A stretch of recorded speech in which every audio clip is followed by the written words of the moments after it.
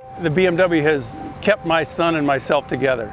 I don't think many people have bonded over a Chevy Malibu, but over a BMW, there's definitely that capability there, and that's what I appreciate about having this car in our lives at this time.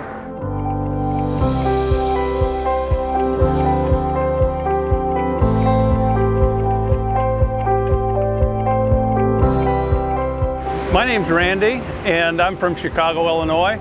The car I have here today is a 1990 BMW Alpina B10 Bi-Turbo.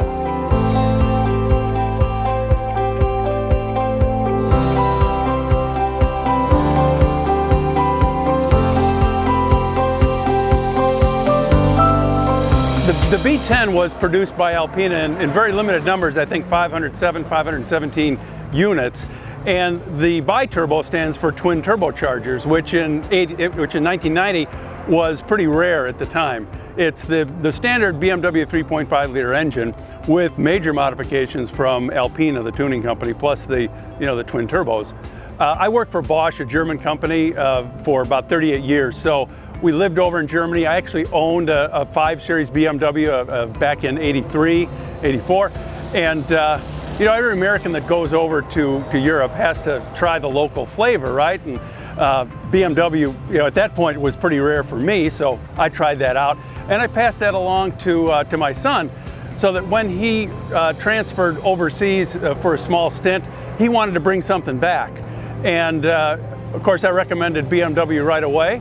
And he then found the Alpina thread and started looking for Alpinas. And he found it on his own. It was actually in the eastern part of Germany, the former East Germany. I went over there and looked at it with him. We had a couple fun days, in Berlin, and we decided, yeah, he's going to bring it back. So he's imported the car, and he's actually the owner of the car to this day. At the time it was produced, I believe it was hailed as the fastest production sedan that was being produced. BMW gives the car to Alpina, and Alpina turns out something like this B10 Bi-Turbo that really knocks the socks off of the performance market. It really made a splash back then.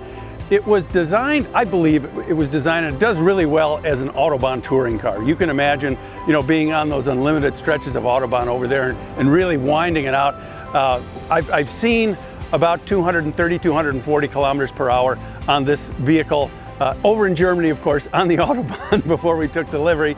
The other thing that makes it a great touring car is that it has a fuel tank that holds 110 liters of fuel. The quick math on that is somewhere north of 20, 24 gallons, and with a car of this size, it certainly has a longer capacity for distance than I do. It's badged Alpina in many different places. The wheels have a special center hub, which matches the center hub in the steering wheel, which matches the gear shift knob. So their insignia is all over it. It's got a lot of luxury features as well. Back in the day, of course, with the automatic roll-up and roll-down windows, electric roll-down windows, full Recaro seating, velour upholstery. So, a lot of touches that the manufacturer Alpina put in, not just performance, but for comfort as well.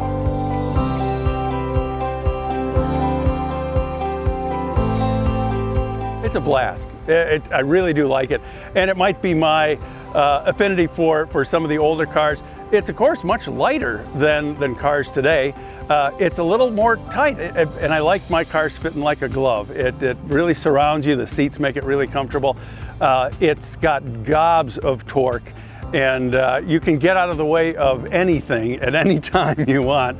One little downshift and you're gone. So it's a performer on the street, but it's not too ostentatious. It's pretty demure. When people get up close and see the wider tires and the aggressive stance, the big spoiler on the front or air dam, it then gives away its heritage, and people guess that there's something more than just an average 535 BMW.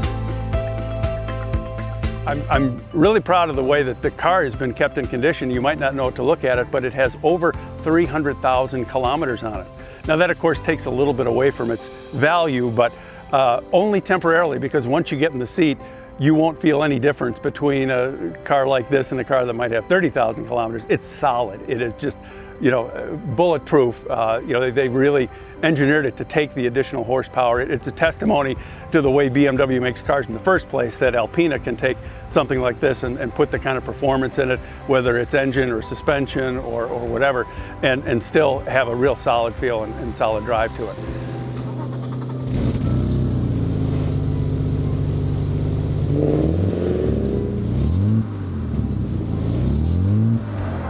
I'm an enthusiast of BMW because I respect their engineering prowess so well, and the way that they've put all of the sensorial aspects of the vehicle together, you know, whether it's the ride, the acceleration, all of the emotional dynamics in the vehicle, to really give you a performance feel.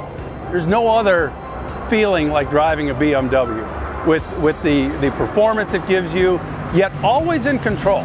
You always feel like you're in control in a BMW. They don't put you out, you know, over the edge, and they the cars are just rock. They inspire confidence in driving them, and I think that's what makes them so fun. They don't scare you. You're ready to take it on and push it to the limits, and that's what makes it fun. That's why you like to drive them.